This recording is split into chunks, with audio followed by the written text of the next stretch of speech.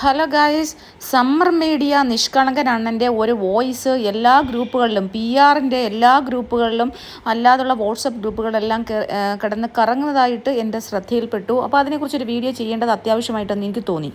എൻ്റെ ഒരു പെർസ്പെക്റ്റീവാണ് പറയുന്നത്. ലൈവ് മുഴുവൻ കാണുന്ന ഇന്നലെ രാത്രി ഒരു 1:50 2 മണിയായി, 2:10 തോന്നുന്നു ഞാൻ ഉറങ്ങിയപ്പം. ആ 2:10 വരെയും പാതിരാത്രി വെളുപ്പിന് 2:10 വരെയും ഇരുന്ന് കണ്ട ഒരാളെന്ന നിലയിൽ പിന്നെ ഇന്ന് രാവിലെ ഈ മോർണിംഗ് സോങ് തുടങ്ങുന്നത് 6:30 മണിക്ക്, ഞാൻ 6:30 മണി തൊട്ട് ഞാൻ കാണുവാണ് ലൈവ്. അനീഷേട്ടൻ അതിനുള്ളിൽ നടക്കുന്നത് തൊട്ടുള്ള ലൈവ് ഞാൻ കണ്ട ഒരു വ്യക്തി എന്ന നിലയിൽ എല്ലാ ദിവസവും ഞാൻ ഇങ്ങനെ തന്നെയാണ്. എൻ്റെ ഉറക്കം പോയിട്ട് എത്രയോ നാളായി. 100 ദിവസം കഴിയണം ഞാൻ ഉറങ്ങണമെങ്കിൽ. എനിക്കിപ്പോൾ 100 ദിവസം കഴിയുമ്പോൾ കുഴപ്പമാവുമെന്ന് വിചാരിച്ചാൽ ഞാനിരിക്കുന്നത്. കാരണം ഞാൻ അത്രമാത്രം അഡിക്റ്റായി. ഈ ബിഗ് ബോസ് ഷോ എന്ന് പറയുന്ന ഷോയിൽ ഇപ്പം ഞാൻ അതിനകത്ത് പങ്കെടുക്കുന്ന പോലെയാണ് എനിക്ക് പലപ്പോഴും തോന്നാറ്. ഞാൻ അത്ര അഡിക്റ്റായിപ്പോയി. കാരണം ഞാൻ ഓഫീസ് അത്യാവശ്യം ഈ ഉച്ച സമയത്തൊക്കെയാണ് ഞാൻ ഓഫീസ് എന്ന് പറഞ്ഞു കഴിഞ്ഞാൽ നമ്മൾ ഓൺലൈൻ കോടതിയിലാണ് കയറുന്നത്. അപ്പോൾ അങ്ങനെയുള്ള ഒരു അവസ്ഥയിൽ ഇരുന്ന് റിവ്യൂ ചെയ്യുന്ന, അങ്ങനെ ലൈവ് കണ്ട് റിവ്യൂ ചെയ്യുന്ന ഒരാളെന്ന നിലയിൽ എനിക്കിത് പറയാതിരിക്കാൻ പറ്റില്ല.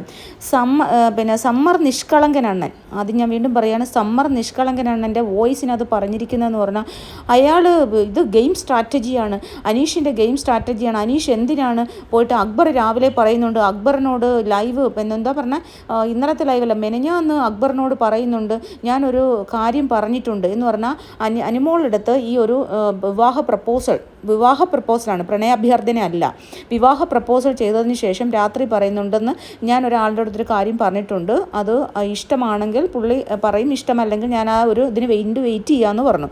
പിറ്റേന്ന് എപ്പിസോഡായിരുന്നു. അതിനുശേഷം പിന്നീട് ക്ലിയർ കട്ടായി. അപ്പോൾ അത് ലാലേട്ടൻ ക്ലിയറായിട്ട് ക്ലാരിഫൈ ചെയ്യുന്നുണ്ട്, ഇതാണ് കാര്യം. പിന്നെ മറുപടി കേൾക്കാനായിട്ട് നിൽക്കാഞ്ഞതിൻ്റെ കാരണം അദ്ദേഹം ചിലപ്പോൾ അത് കേൾക്കുമ്പോൾ അയാൾക്ക് വിഷമമാവും, അല്ലെങ്കിൽ അയാൾ ചിലപ്പോൾ മാനസികമായിട്ട് അയാൾക്ക് ചിലപ്പോൾ താങ്ങാൻ കഴിയില്ല എന്നുള്ളൊരവസ്ഥയിലായിരിക്കും എന്നും ലാലേട്ടൻ പറയുന്നുണ്ട്. പിന്നീട് ലാലേട്ടൻ അനുമോളുടെ ഒരു എക്സ്പ്രഷൻ കണ്ടിട്ട് ലാലേട്ടൻ പറയുന്നുണ്ട്, ഇതൊരു ഫണ്ണായിട്ട് എടുത്താൽ മതി എന്ന് പറയുന്നുണ്ട്. ഇതെല്ലാം കഴിഞ്ഞതിന് ശേഷം രാവിലെ അക്ബറും ഷാനവാസും തമ്മിൽ സംസാരിക്കുന്നുണ്ട്. അപ്പോൾ ഷാനവാസ് പറയുന്നുണ്ട് അവൻ ജെനുവിനായിട്ടാണ് പറഞ്ഞത്. അപ്പോൾ അക്ബർ അപ്പോഴും പറയുന്നുണ്ട്, ശരിയാണ്, എനിക്കും അത് തോന്നി, എന്നോട് നേരത്തെ പറഞ്ഞിട്ടുണ്ടായിരുന്നു. അപ്പോൾ ഈ വാക്ക് കടമെടുത്തുകൊണ്ട് സമ്മർ ഇരുന്ന് മെഴുകുവാണ്. എന്തിനാണ് ഈ നിഷ്കളങ്കനായ സമ്മറെ ഇങ്ങനെ മറ്റുള്ളവരെ നിന്ന് കാശ് വാങ്ങിച്ചിട്ട് മെഴുകുന്നത്? നിങ്ങൾക്ക് കുറച്ച് കൂടുതൽ സബ്സ്ക്രൈബേഴ്സ് ഉണ്ടെന്ന് കരുതി ജനങ്ങളെ പൊട്ടന്മാരാക്കാൻ നോക്കല്ലേ, പ്രത്യേകിച്ച് ലൈവ് കാണുന്ന ഞങ്ങളെപ്പോലുള്ള സാധാരണക്കാരെ പൊട്ടന്മാരാക്കാൻ നോക്കല്ലേ. അത് വളരെ മോശമാണ്. കാരണം ആൾക്കാർ വിചാരിക്കുന്ന നിങ്ങൾ 7 വർഷമായിട്ട് ബിഗ് ബോസ് കണ്ട് നിങ്ങളങ്ങ് ഭയങ്കരമായിട്ട് ബിഗ് ബോസിനെ ആഴത്തിൽ പഠിച്ചു വെച്ചിരിക്കുന്നുണ്ട്. നിങ്ങളുടെ റിവ്യൂ ഒക്കെ കറക്റ്റ് ആയിരിക്കുന്നു. നിങ്ങളുടെ റിവ്യൂ ഒരു കറക്റ്റും അല്ല. നിങ്ങളുടെ സൗണ്ട് കുറച്ച് നല്ല സൗണ്ട് എന്നുള്ള രീതിയിൽ ആൾക്കാരിലേക്ക് നിങ്ങൾ ആകർഷിക്കപ്പെട്ടു. അതുകൊണ്ട് എന്ത് തോന്നിവാസവും വിളിച്ചു പറഞ്ഞിട്ട് ആൾക്കാരെ ഇങ്ങനെ മാനിപ്പുലേറ്റ് ചെയ്യരുത്. അത് വളരെ മോശമാണ്. കാരണം എന്ന് പറഞ്ഞാൽ ഇത് യാഥാർത്ഥ്യമല്ല. ഇത് ലൈവ് കണ്ട ഒരു വ്യക്തി എന്ന നിലയിൽ ഇത് യാഥാർത്ഥ്യമല്ല. ഞാൻ അനുമോളെ ഇഷ്ടപ്പെടുന്ന ഒരാളായിരുന്നു. കാരണം അയാൾ പറഞ്ഞത്, അയാളെല്ലാം കറക്റ്റായിട്ട് എപ്പിസോഡിന് ശേഷം അവിടെ വന്ന് നിന്നിട്ട് അനുമോളുമായിട്ട് സംസാരിക്കുന്നുണ്ട്. ഇത് അയാളുടെ ഒരു ഗെയിമേ അല്ല. അയാൾക്ക് എന്തുകൊണ്ടാണ് അനീഷ് അങ്ങനെ പറഞ്ഞതെന്ന് നിങ്ങൾ എന്താണ് ചിന്തിക്കാത്തത്? ഇത്രമാത്രം ഒരു വ്യക്തി പ്രേമ നാടകമാണ് കളിച്ചത്. അത് വെള്ളിയാഴ്ച ഒരു ദിവസം നമ്മളെ കാണിക്കുന്നില്ല. ആ ഒരു വെള്ളിയാഴ്ച ഫ്രീ ആണ്. ആ ദിവസം മുഴുവൻ അയാളുടെ പുറകെ നടന്ന് അയാളെ പ്രേമ നാടകം കളിക്കും. പിന്നെ അതുപോലെ തന്നെ പകുതി പാല് കുടിച്ചിട്ട് പകുതി പാല് കൊടുക്കുന്നു. ലാലേട്ടൻ ആ ഒരു ക്രഷിൻ്റെ കാര്യം ലാലേട്ടൻ ചോദിച്ചതിന് ശേഷം നൂറ തന്നെ പറയുന്നുണ്ട്, അനുമോൾക്ക് ഭയങ്കര ഇളക്കമാണല്ലോ അനീഷേട്ടൻ്റെ അടുത്തെന്ന്. അപ്പോൾ അതേ കണക്ക് ചേഷ്ടകൾ കാണിക്കുക ഇവർ. ഞാനിപ്പോൾ എൻ്റെ ആങ്ങളയായിട്ട് ഒരാളിനെ കരുതിയാൽ ഞാൻ എന്തിനാടെ ഫ്ലൈയിങ് കിസ് കൊടുത്തും അയാളെ ഭർത്താവിനെ എന്താണ് ചേട്ടാ വിളിക്കുന്നത്, ദേ ഇങ്ങോട്ട് നോക്കിയേ എന്ന് ചോദിക്കുകയും ഇച്ചായ എന്ന് വിളിക്കുകയും അങ്ങനെ ഒരു പ്രാവശ്യമല്ല, ഇങ്ങനെ അയാളുടെ പുറകെ നടന്ന് അയാളെ പ്രേമ നാടകം കാണിച്ച് കബളിപ്പിക്കുകയാണ് ചെയ്തത്. അപ്പോൾ ഒരു സാധാരണ പാവപ്പെട്ട പോയിട്ട് അയാളൊരു ദുഷ്ടനായിരിക്കും. ഏതൊരു മനുഷ്യനായാലും അയാൾ വിചാരിക്കും ഇപ്പുറത്ത് നിൽക്കുന്ന ഇങ്ങനെ കാണിക്കുന്ന ഒരു വ്യക്തി അതൊരു ചെറിയ കുട്ടികളെ കാണിക്കുന്ന 30-31 വയസ്സുള്ള ഒരു സ്ത്രീയാണ്. അപ്പോൾ വിചാരിക്കും ഇഷ്ടം കൊണ്ടായിരിക്കാം, കാരണം ഈ ഒരു ക്രഷ് പറഞ്ഞല്ലോ, അപ്പോൾ എന്നോട് പ്രത്യേകത ഉണ്ടായിരിക്കാം. കാറിനകത്ത് കയറിയിരുന്ന് തല തടവി കൊടുക്കുന്നു, മസാജ് ചെയ്യുന്നു, നരച്ച മുടി ഉണ്ടെങ്കിൽ അത് പറിച്ചു കൊടുക്കുന്നു. എന്തൊക്കെ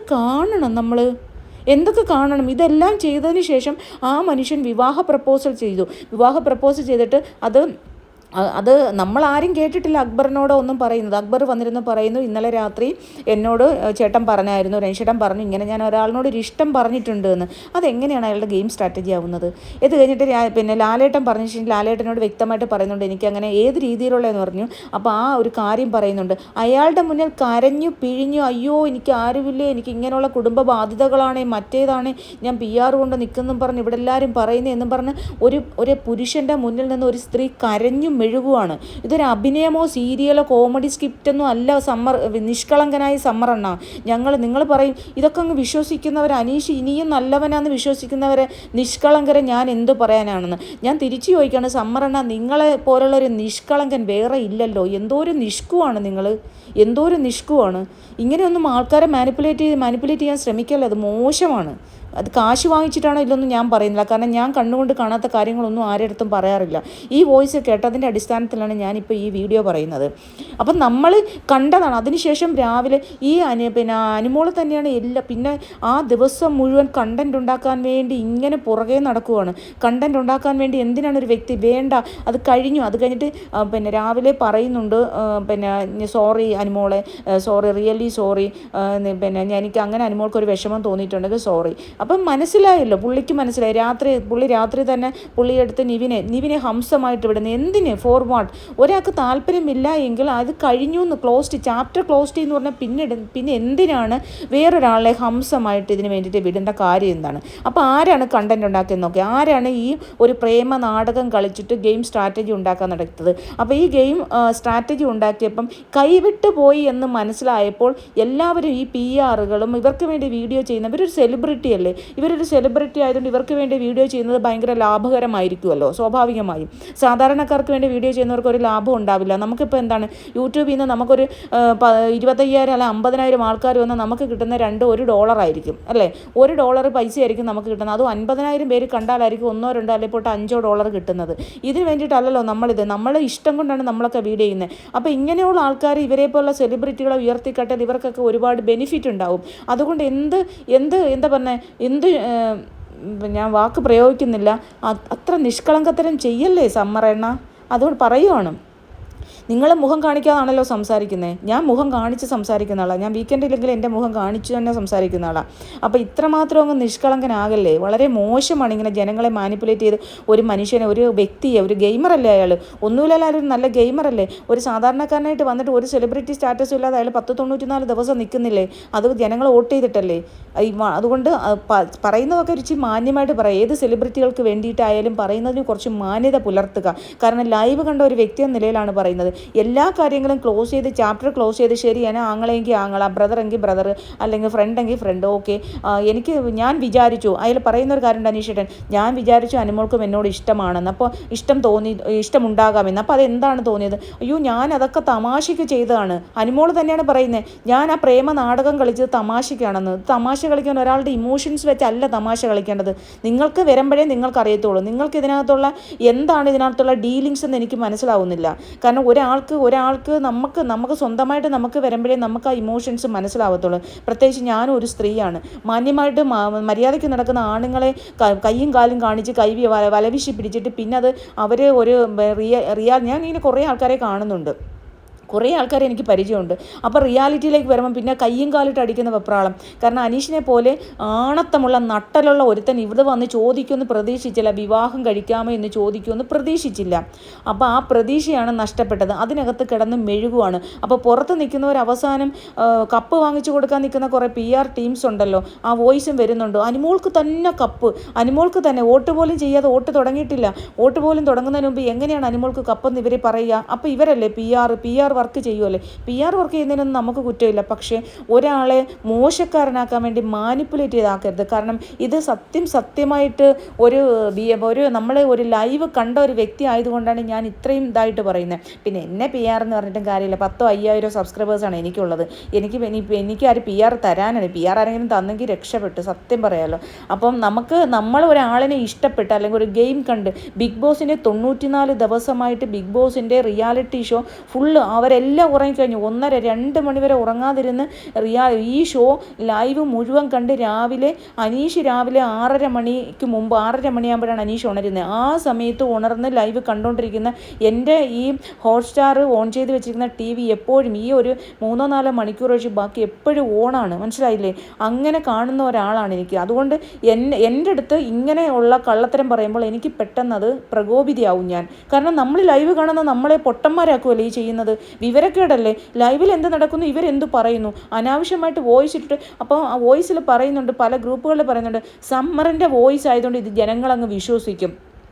സമ്മറിൻ്റെ ക്രെഡിബിലിറ്റി ഉള്ള ചാനലാണ്, അതുകൊണ്ട് സമ്മർ എന്തിട്ടാലും വിശ്വസിക്കുമെന്ന്. എന്ത് വിവരക്കേടാണ്. കുറച്ച് ഫോളോവേഴ്സിന് ഇങ്ങനെ സൗണ്ട് കാണിച്ച് 5-6 വർഷമായിട്ട് ഇങ്ങനെ ഫോളോവേഴ്സിനെ സൃഷ്ടിച്ചെടുത്തത് കൊണ്ട് ഇവർ പറയുന്ന എല്ലാം സത്യമാണെന്ന് ജനങ്ങൾ വിശ്വസിക്കാൻ. ജനങ്ങൾ അത്ര മണ്ടന്മാരും പൊട്ടന്മാരൊന്നും അല്ല.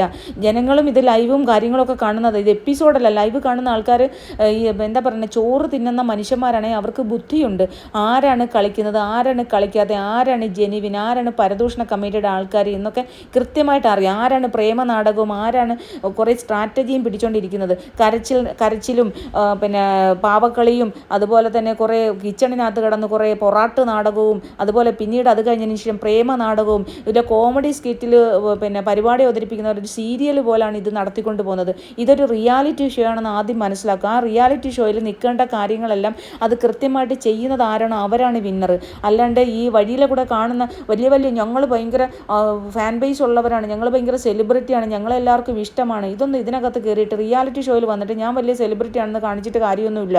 ജനങ്ങൾക്ക് ഇഷ്ടപ്പെടണം. കറക്റ്റ് അനിമോൾ അവിടെ എക്സ്പോസ്ഡ് ആവണം. അനിമോളുടെ ക്യാരക്ടർ എക്സ്പോസ്ഡ് ആയി. അനിമോൾ പ്രേമ നാടകം കളിച്ച് ഇത് സ്ട്രാറ്റജി കൊണ്ടുപോകാമെന്ന് വിചാരിച്ച് അതിനെ അങ്ങ് അനീഷ് പൊളിച്ചടിക്കുക. ഉള്ളത് പറയാലോ, അനീഷിന് ഇഷ്ടമുണ്ടായിരുന്നു പാവം, അത് നമ്മൾ പൊളിച്ചടിക്കുമെന്ന് പറയുന്നില്ല. അയാൾ ജെനുവിനായിട്ട് അയാൾക്കൊരു ഇഷ്ടം തോന്നി, ആ ഇഷ്ടം അയാൾ വിചാരിച്ച് ഇവർക്കും ഉണ്ടാവുന്നു. കാരണം അയാൾ ഇങ്ങനെയുള്ള പൊറാട്ട് നാടകമൊന്നും കണ്ട് വളർന്നതായിരിക്കില്ലല്ലോ. അയാളൊരു സാധാരണക്കാരനായിട്ട് ജോലിയും ചെയ്ത് മാന്യമായിട്ട് ജീവിക്കുന്ന ഒരു മനുഷ്യനാണ്. അപ്പോൾ അയാൾക്ക് ഇതിനൊക്കെയുള്ള പൊറാട്ട് നാടകങ്ങൾ അറിയാത്തുണ്ട്. പിന്നെ അയാളുടെ കുറ്റം എന്ന് പറഞ്ഞാൽ അയാൾക്ക് 38 വയസ്സായിപ്പോയി, അയാൾക്ക് വയസ്സ് കൂടിപ്പോയി. അതിന് 40 പറയുന്നുണ്ട്, 45 പറയുന്നുണ്ട്. അതുപോലെ അയാൾ വിവാഹം കഴിക്കാതെ ഒരു വിവാഹം കഴിച്ചിട്ട് അത് ബന്ധം ഒഴിഞ്ഞു എന്ന് പറയുന്നത്. വിവാഹ ബന്ധം വേണ്ടാന്ന് തോന്നുന്നവർക്ക്, 2 വ്യക്തികൾ തമ്മിൽ കൂടിച്ചേരുമ്പോഴുള്ള അണ്ടർസ്റ്റാൻഡിംഗ് ആണ് അവരുടെ വിവാഹ ജീവിതം എന്ന് പറയുന്നത്. ആ വിവാഹ ജീവിതത്തിൽ എന്തെങ്കിലുമൊക്കെ അപാകതകൾ വരുമ്പോൾ അവർ പിരിയുന്നത് തന്നെയാണ് നല്ലത്. എന്തിനാണ് നമ്മളൊരു വേണ്ടാത്ത ഒരു ജീവിതത്തിൽ, നമുക്ക് ആകെപ്പാടെ വളരെ കുറച്ച് വർഷങ്ങൾ ഈ ഭൂമിയിൽ ജീവിക്കാനുള്ളൂ, നമുക്ക് ഒന്നിച്ചു പോകാൻ കഴിയാത്ത സാഹചര്യമാണെങ്കിൽ അവർ രണ്ട് വഴിക്ക് പോകട്ടെ. എന്തിനാണ് മറ്റുള്ളവർക്ക് അതിനെത്ര കണ്ണുകടി? ഇവിടെ എന്താ വിവാഹമോചനം ഇപ്പം സർവ്വസാധാരണയാണ്. എൻ്റെ അടുത്ത് 60, ഞാനൊരു കുടുംബ വക്കീലല്ല, കുടുംബ കോടതി വക്കീലല്ലെങ്കിൽ പോലും ഞാൻ എല്ലാത്തരം കേസുകളും ചെയ്യുന്ന ഒരാളെന്ന നിലയിൽ 60 വയസ്സുള്ള ആൾക്കാർ വരെ നമ്മളുടെ അടുത്ത് വിവാഹമോചനത്തിന് വരുന്നുണ്ട്. അപ്പോൾ ഈ ഒരു 10-30 വയസ്സുള്ള ഒരു മനുഷ്യൻ വിവാഹമോചനത്തിന് ചെന്നാൽ വിവാഹം മോചിച്ചു എന്ന് വിചാരിച്ച് എന്താണ് പ്രശ്നം? ആർക്കാണ് ഇതിന് കുരു പൊട്ടുന്നത്? അപ്പോൾ എന്തായാലും എൻ്റെ നിഷ്കളങ്കനായ സമ്മറണ്ണ ഈ എത്ര വലിയ വോയിസ് ഇട്ടിട്ടും കാര്യമില്ല. അനീഷ് ടിയെ ജനങ്ങൾ ജയിപ്പിക്കണമെന്ന് ആഗ്രഹിച്ചിട്ടുണ്ടെങ്കിൽ തീർച്ചയായിട്ടും അയാൾ തന്നെ ബിഗ് ബോസ് സീസൺ 7 കപ്പടിക്കും എന്നുള്ളത് ഉറപ്പാണ്. ഇപ്പോൾ ഇതുകൊണ്ട് ഇന്ത്യൻ പ്രസിഡൻ്റ് സ്ഥാനത്തേക്ക് നമ്മൾ ഇലക്ഷന് മത്സരിക്കുമെന്നല്ല, എന്നാൽ പോലും ഒരു ഗെയിം ഷോ ആണെങ്കിൽ പോലും ഇതൊരു മാനിപ്പുലേഷൻ ആയതുകൊണ്ടാണ് ഞാൻ ഇത്രയും സംസാരിച്ചത്.